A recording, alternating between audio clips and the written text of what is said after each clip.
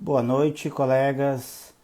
Vamos fazer aqui a nossa quinta live sobre esse projeto que eu e o professor Fabrício estamos elaborando sobre a nova lei de licitações. E o tema hoje é as microempresas e empresas de pequeno porte, suas características gerais e como a nova lei de licitações, o PL 4253/2020, abordou a nova lei de licitações, abordou sobre microempresas e empresas de pequeno porte. Estamos chamando aqui o professor Fabrício, aguardando entrar.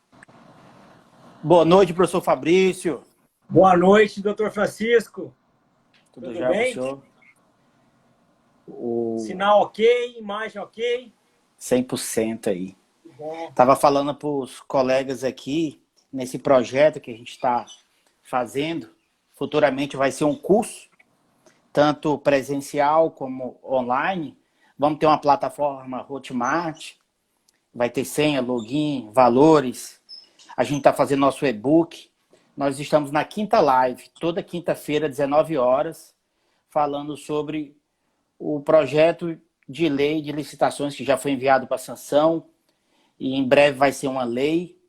E o tema hoje da quinta live é as microempresas e empresas de pequeno porte, suas características gerais e como o projeto de lei da nova lei de licitações abordou, tratou sobre esses pequenos empreendimentos. Eu queria passar um pouquinho a palavra para o senhor fazer suas considerações iniciais, antes de eu adentrar aqui nas características gerais. pois bem, boa noite, doutor Francisco. Eu queria agradecer aqui, eu estou vendo aqui, nos acompanhando aqui, Felipe Marieto. Felipe Marieto que nos acompanha lá de Brasília, doutor Francisco. Bom, seja Que bem-vindo, Felipe. Hoje, tema de fundamental importância, né? Não só relevância para a área de licitações, doutor Francisco, que nós vamos tratar, mas de uma relevância muito grande para a economia, né? A economia brasileira gira em torno das pequenas empresas. Então, o pequeno empresário hoje, ele é o motor da economia brasileira. E pensando nisso, o legislador, dentro da lei de licitações, contemplando aquele princípio que nós tratamos numa live passada, do desenvolvimento nacional sustentável, né? Quem tiver curiosidade, quiser saber mais sobre esse princípio, essa foi a nossa primeira live. Ela está salvo tanto no nosso IGTV ou também no nosso canal de YouTube. Então, busca lá. Teve uma live que nós tratamos só dos princípios e a gente desenvolveu melhor sobre os princípios. Então, contemplando esse princípio do desenvolvimento nacional sustentável, o legislador contempla, aqui eu vou chamar de pequenas empresas, depois o doutor Francisco vai explicar melhor qual que é a diferença delas, né? Eu vou tratar de uma forma genérica, tá? Das pequenas empresas. E sabendo que o governo é o maior comprador do país, como 12,5% do nosso PIB é destinado às compras públicas, o governo entendeu por fazer uma política, né? Uma política econômica voltadas para a MEI-PP.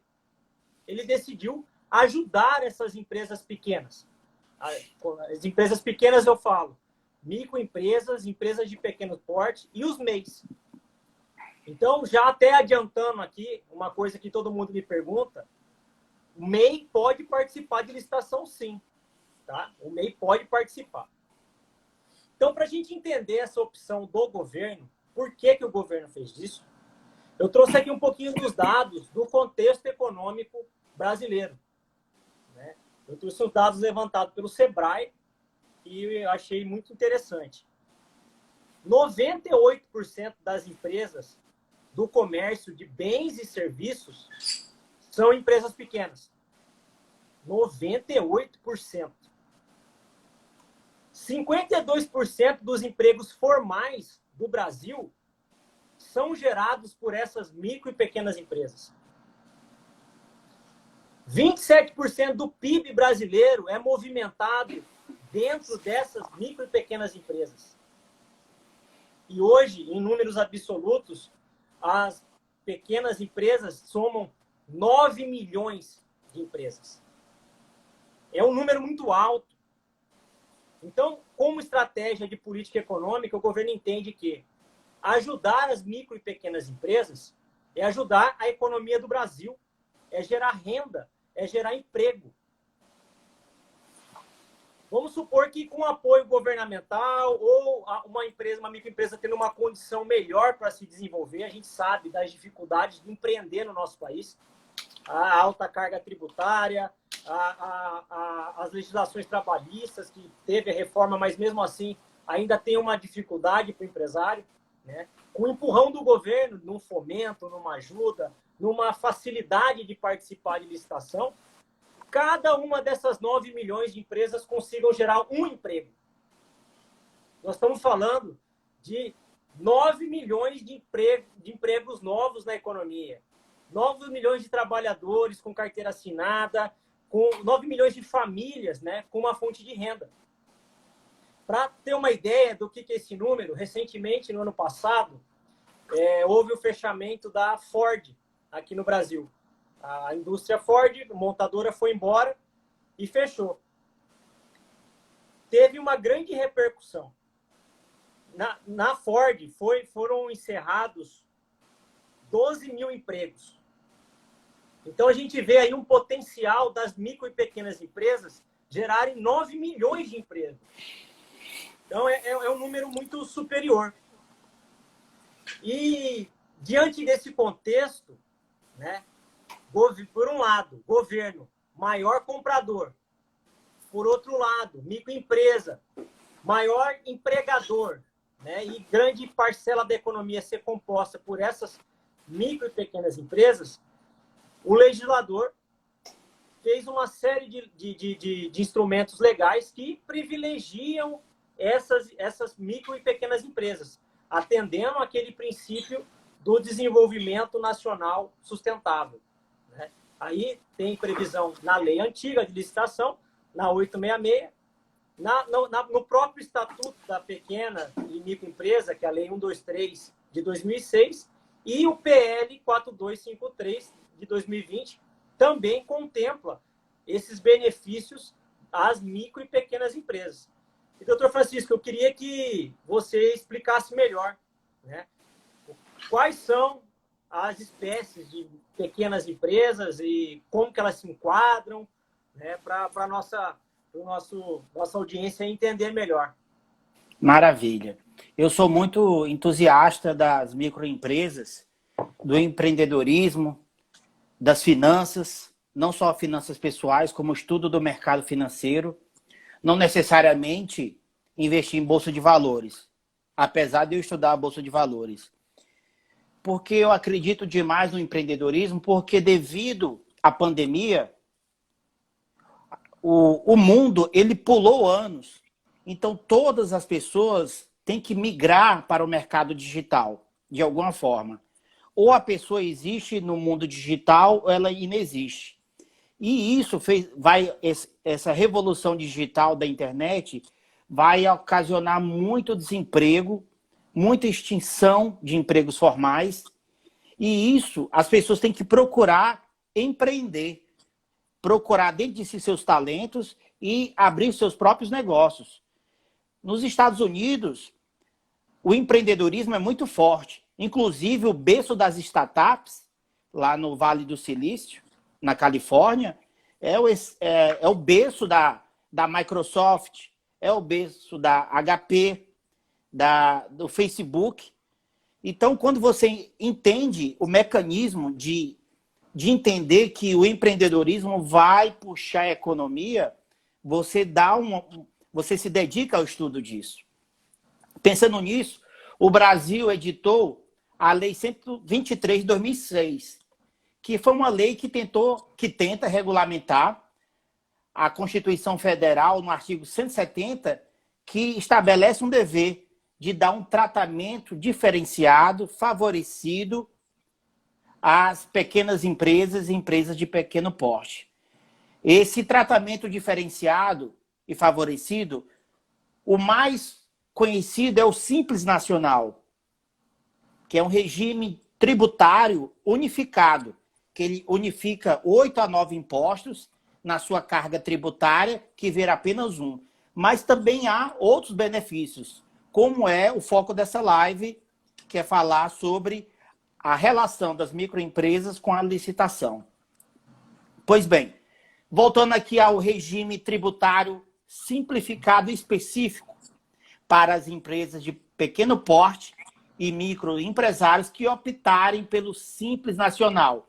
Ele unifica em si o imposto de renda de pessoa jurídica, o imposto sobre produtos industrializados, a contribuição social sobre o lucro líquido, o COFINS, que é a contribuição para o financiamento da Seguridade, o PIS/PASEP, o INSS, o ICMS e o ISSS, que é um imposto municipal. Ou seja, são 1, 2, 3, 4, 5, 6, 7, 8 impostos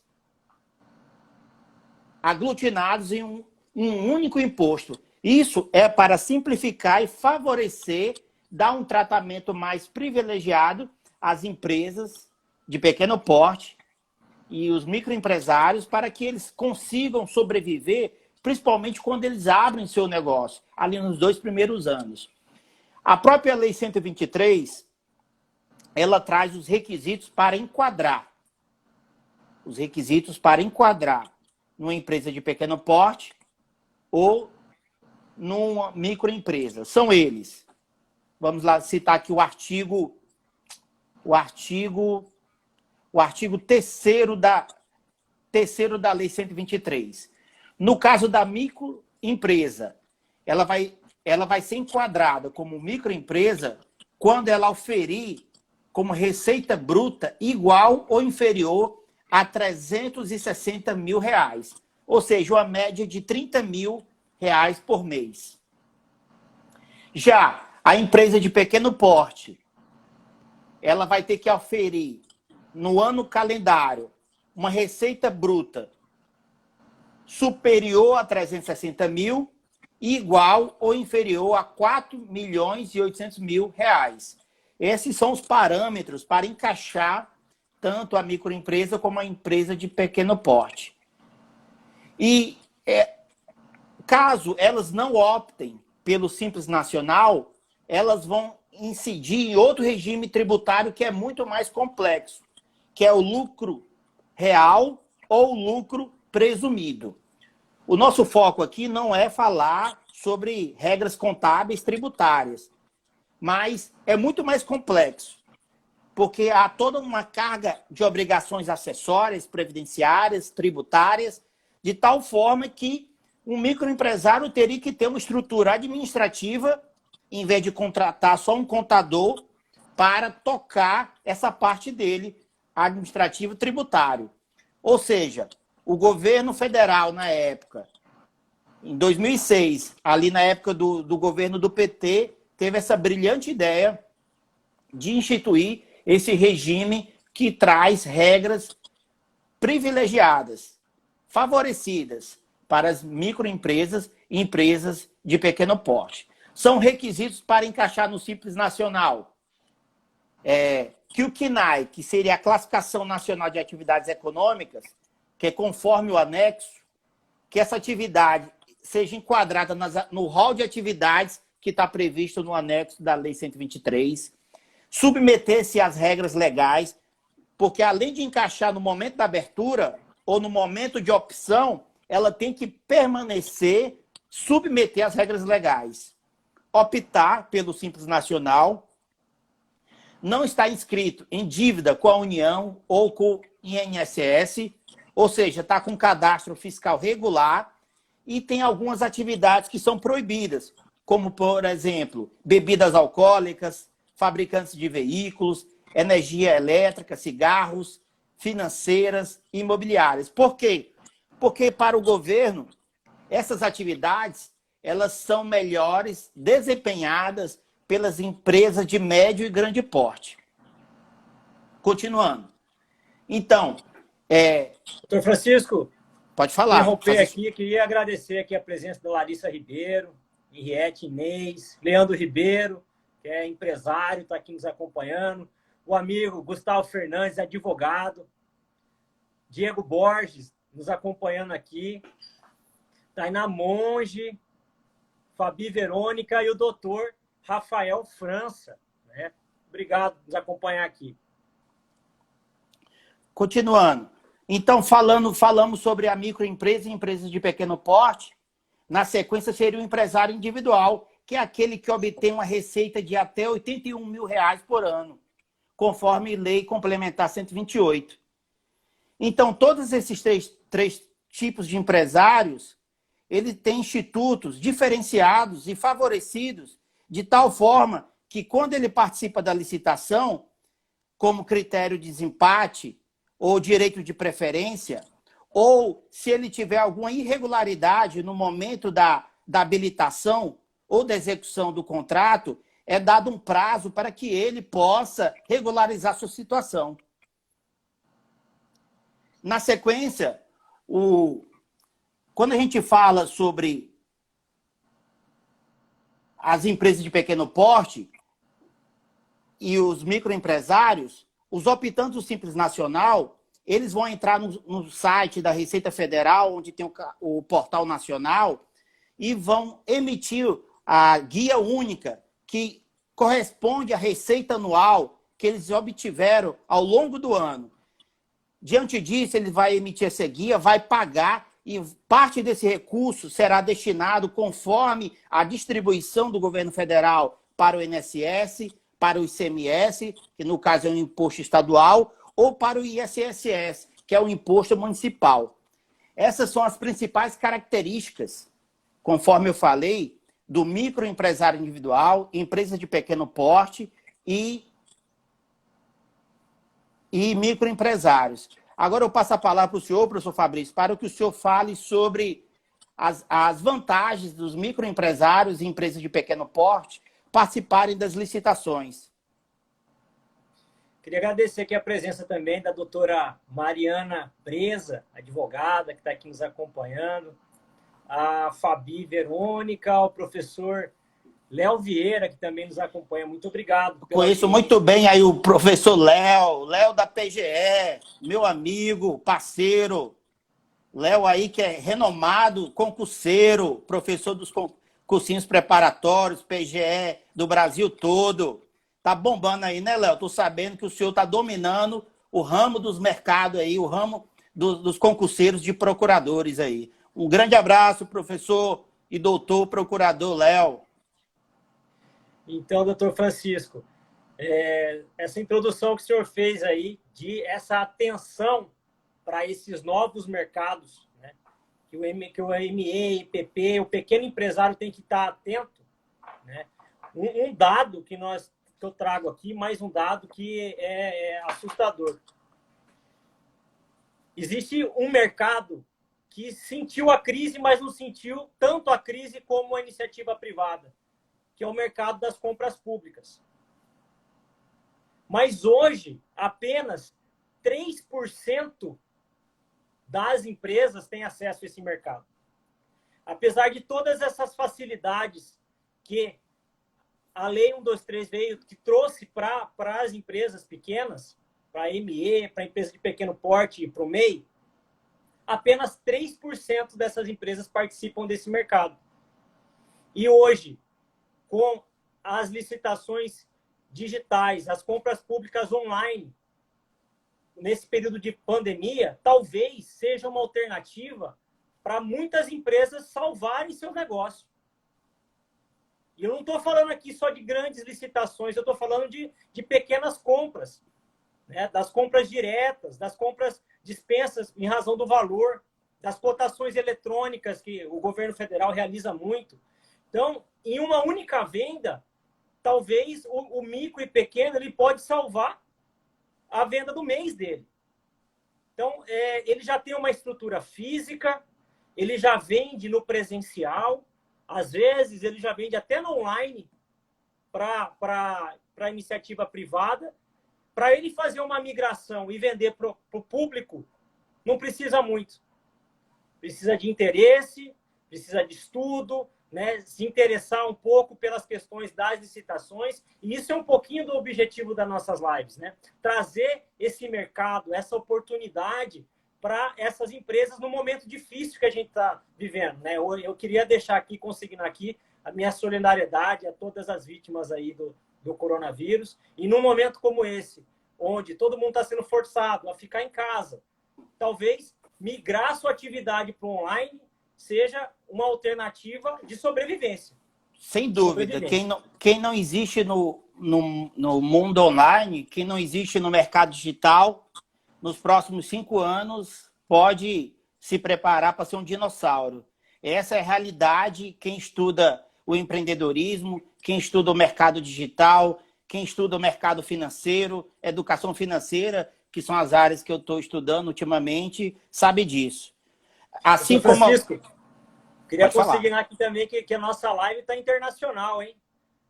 André Marieto, ele é executivo da Heinz México, está nos acompanhando aqui na nossa live. Muito obrigado, André. Um abraço também para Julieta Domingues, sempre assistindo aqui a live. Julieta Domingues sempre assídua. Eu sou suspeito de falar dela. Pois é, doutor Fabrício. Então, doutor Francisco. A gente, só para terminar esse assunto, assim como ocorreu com os bancos nos anos 90, quando veio a informatização, que provocou uma demissão, agora vai vir uma nova onda de demissão. Porque os bancos digitais, você faz tudo hoje no celular. Ou seja, ou você está no mundo digital, ou você vai ser extinto. E isso ainda que nem emplacou o carro elétrico. Imagina quando emplacar o carro elétrico. Tem várias situações que as pessoas têm que se prepararem para o empreendedorismo. Há um certo ranço, preconceito, que acha que o empreendedorismo é somente aquela pessoa que leva uma sacola de roupa, uma sacola de perfume para um departamento para vender. Não, empreendedorismo é muito mais do que isso.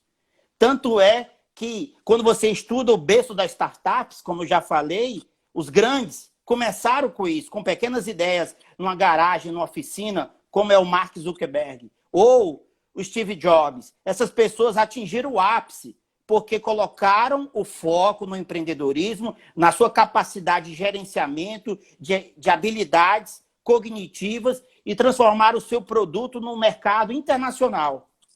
Essas seriam minhas considerações iniciais aí sobre o empreendedorismo. Então, indo na mesma linha do senhor que você explanou perfeitamente, doutor Francisco, trazendo para o nosso tema licitações e o projeto de lei 4253, ele acelera uma realidade que hoje muitos municípios ainda não trabalham com as licitações digitais, com as licitações eletrônicas. Ele acelera esse movimento. Ele estabelece como preferencialmente essas licitações têm que ser digital, tem que ser licitações num portal de compras online. E aí nós temos várias plataformas. Nós temos a plataforma do governo federal, que é o Comprasnet. Nós temos a plataforma do Banco do Brasil, que é o BBL. Nós temos outras plataformas que a gente podemos fazer uma live só sobre essas plataformas e como ingressar nesse mercado. Mas o micro e pequeno empreendedor tem que estar atento a essas ferramentas, a essas oportunidades de negócio, a esses nichos, né? Porque não adianta a lei trazer uma série de benefícios se esse microempreendedor não está atento e não acessa esse mercado. Esse mercado fica restrito a apenas 3%, né, das empresas. Um mercado que movimenta milhões, como a gente falou aqui. Então, o povo padece por falta de conhecimento, né? Se a pessoa conhece, falta de conhecimento, até bíblico isso. Se a pessoa conhece como participar das licitações, ela não vai ter nem que captar um cliente, porque a administração pública, ela honra seus compromissos. Então, é um pagamento certo quando você participa da licitação, sem contar os privilégios que os microempresários possuem. Outra questão que o PL traz é o aumento das compras diretas, das cotações eletrônicas, como é conhecida no governo federal. esse valor vai para 50 mil. Imagina, um micro e pequeno empresário fecha uma compra de 50 mil numa semana, mais outra mais de 50 mil, e são compras diretas, de pagamento rápido, acelerado. E o governo federal lançou agora uma plataforma, doutor Francisco, que chama Antecipa.gov. No Antecipa.gov, o empreendedor, com o contrato da administração pública, ele consegue, dentro dessa plataforma, já antecipar 70% do valor que ele tem de crédito com a administração pública. Então, tem um leilão de juros ali entre as instituições financeiras e ele consegue antecipar esse contrato. Então, a gente traz aqui essas ferramentas que estão todas relacionadas a esse sistema das micro e pequenas empresas para trazer uma alternativa. Talvez uma pessoa que está nos assistindo ou vai nos assistir, hoje está com o seu comércio fechado, está numa situação complicada, então a gente vem abrir essa janela. Né? Tem outra saída, tem outra forma de empreender no seu próprio negócio. Né? E entrando agora nos benefícios que a lei de licitações traz, e a legislação esparsa no geral traz para as micro e pequenas empresas, para o pequeno empresário, né? O primeiro que eu elenquei aqui são as licitações exclusivas. Então, a Lei 123 de 2006, ela estabelece, isso foi incorporado no PL 4253, na nova Lei de Licitações, ela estabelece que compras até R$80 mil, quem pode participar dessas compras, elas são destinadas exclusivamente a micro e pequenas empresas e empreendedores individuais, os MEIs. Então, é exclusiva a participação. As outras empresas de outros portes maiores não participam. Então, ele vai ter a certeza ali que ele vai concorrer só com empresas do tamanho dele. Então, é um benefício fantástico. Fantástico. É uma competição entre os pequenos. Resumidamente, para quem não entende, é uma competição entre os pequenos, de tal forma que não é proibido a participação nessa licitação exclusiva para os pequenos, dos grandes e dos médios. Queria consignar também aqui a presença, doutor Francisco, da doutora Ellen Guedes. Doutora Ellen Guedes, que é tributarista e é autor do canal aí do Café com Tributo. Nós começamos aqui a nossa live falando da parte tributária. Quem quiser conhecer com propriedade as questões tributárias, vai lá no Instagram da Ellen Guedes, procura lá o Café com Tributo, que ali você vai entender tudo. É uma das melhores tributaristas do nosso estado hoje. Um grande abraço aí para a doutora Ellen. Outro benefício, doutor Francisco, que a Lei 123 traz, além da licitação exclusiva, é a definição de cota exclusiva para micro e pequena empresa. Deixa eu explicar. Em licitações até 80 mil, a participação é exclusiva das pequenas e microempresas. Em licitações que extrapolem esse valor, mas tratam-se de bens divisíveis, a administração tem que reservar uma cota de 25% exclusiva para micro e pequena empresa. Deixa eu dar um exemplo para ficar mais fácil. Às vezes a gente fala muito número, fica difícil de compreender. Se a administração vai comprar R$100 mil de papel em um determinado órgão, esses R$100 mil, ele tem que separar ali R$25 mil. Quem vai participar? Porque o papel é um bem divisível, você pode dividir sem trazer prejuízo para o órgão. R$25 mil vai ser disputado única e exclusivamente por pequenas e microempresas, e os outros 75% vai ser disputado pelas outras empresas. E as micro e pequenas empresas e MEIs também podem participar da cota ampla, da cota aberta para as outras empresas. Essa cota exclusiva, a maioria dos órgãos já observam isso, mas algumas prefeituras, alguns órgãos pequenos ainda não incorporaram essa obrigação. E é uma obrigação legal que deve ser observada. Né? Com Até certeza, porque o município que não obedece essa obrigação legal, ela pode sofrer uma representação externa no Tribunal de Contas e tomar uma providência, uma medida cautelar, multa, conforme as sanções impostas pelo Tribunal de Contas do Estado do Mato Grosso, para que se adeque, se enquadre, se encaixe na norma legal e obedeça a norma legal. Então, deixa o recado aqui para o micro e pequeno empreendedor do interior de outro município. Fiscalize as licitações do seu município, né? Cobre do seu prefeito, né? Lembre dessa questão que é um direito de vocês, né? É um direito da pequena e microempresa. E aí, isso eu vou falar um pouquinho aqui do ponto de vista da administração pública, porque dá um certo trabalhinho fazer essa divisão de conta. Talvez até essa é uma certa resistência, porque você fecha a precificação da licitação, depois você volta para uma avaliação para ver o tamanho, aí que você vai fazer a divisão, né? Aí você vai ter que alterar toda a sua licitação de novo, você perde um tempo fazendo a divisão das cotas das micro e pequenas empresas, mas tem que ser feito, tem que ser feito. Outro benefício, doutor Francisco, que a Lei 123 traz para a micro e pequena empresa e foi incorporado pelo PL 4253, é o empate fictício, o empate ficto. Deixa eu explicar o que é isso.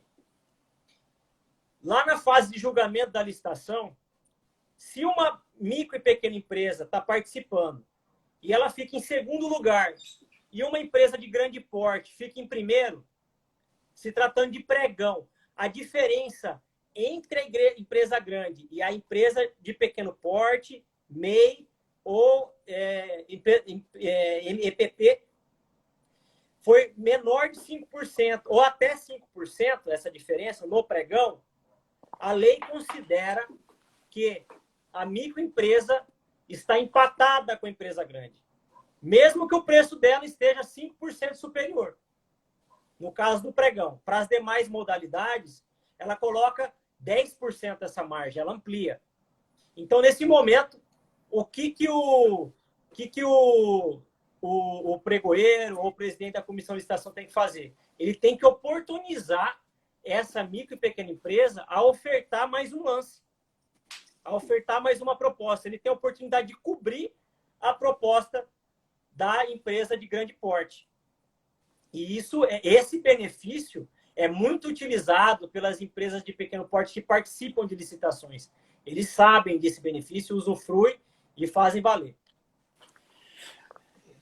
Tem até uma crítica contra isso que foi corrigida na nova lei de licitações, do professor, que muitas microempresas elas participavam de objetos que extrapolavam o seu faturamento, conforme eu já falei, até 360 mil ou de 360 mil até 4 milhões e 800 mil, elas participavam de objetos que extrapolavam o seu enquadramento legal e se valiam desse critério de desempate. Ou seja, era um tratamento privilegiado, desproporcional, porque a lei falou que o faturamento ao ano era naquele valor, até 360 mil. E ele participar de um objeto que ultrapassasse, havia uma violação à própria competitividade do processo licitatório.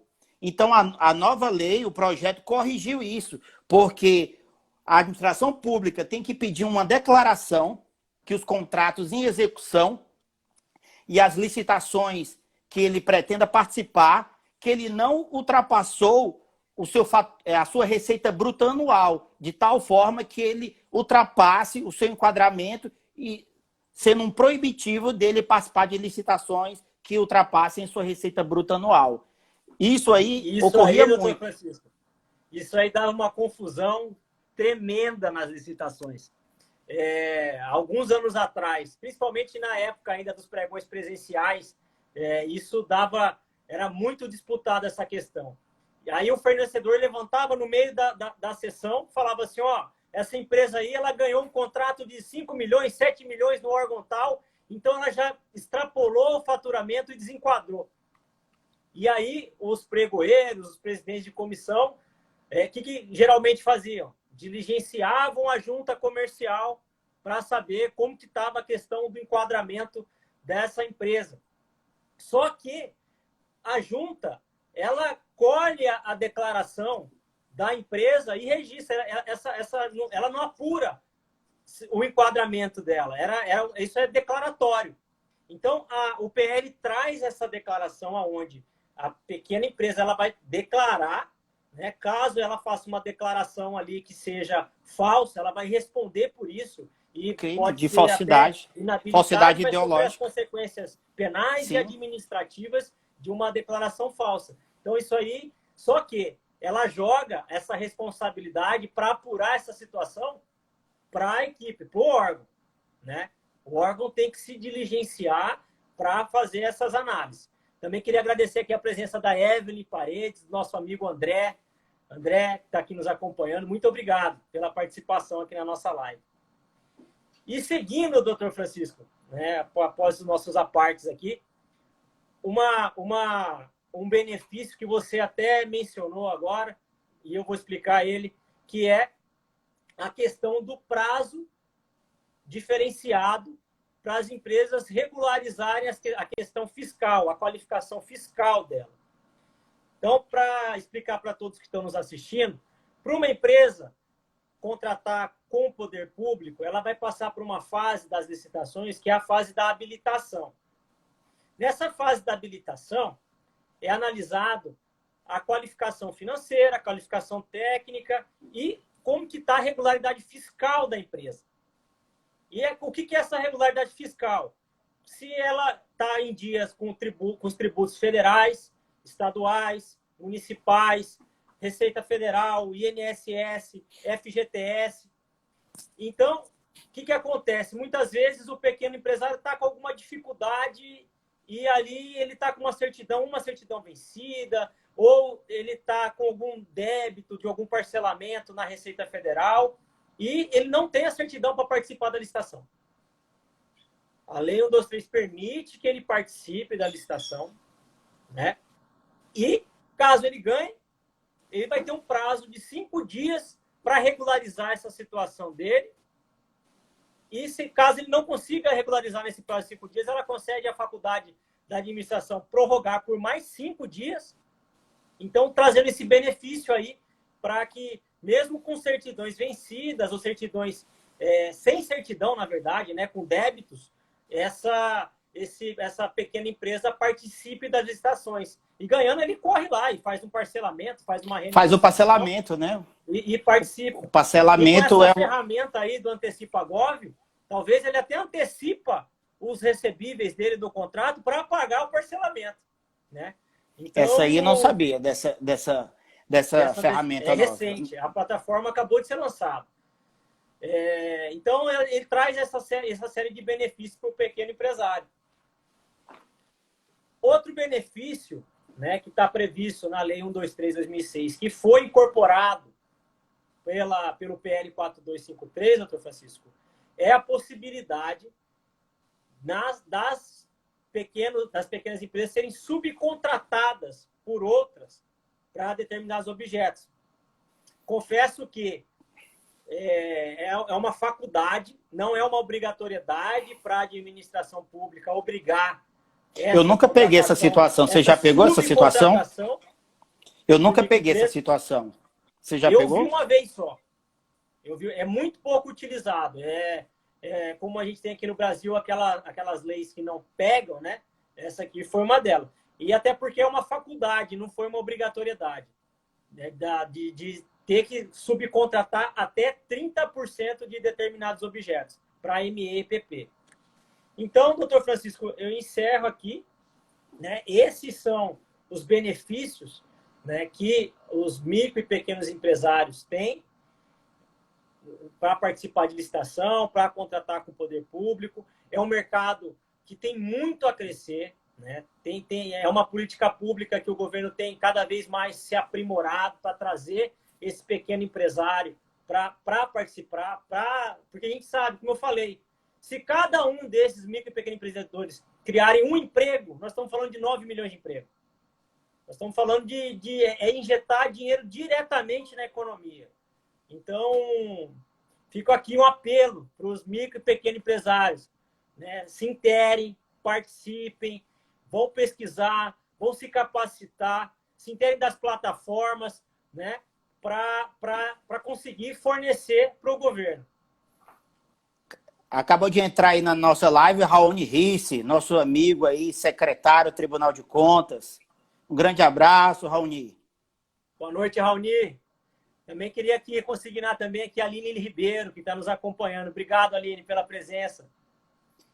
Então, eu pego a palavra aqui, professor Fabrício, e vou falar sobre o projeto de lei, o 4253 de 2020, que ele fala que aplicam-se as licitações e contratos disciplinados por essa lei às disposições constantes da Lei Complementar 123, ou seja, da mesma maneira que a Lei 8666 recebia o ordenamento, recebia as leis normativas dos microempresários, a nova lei, o projeto de lei também aceita.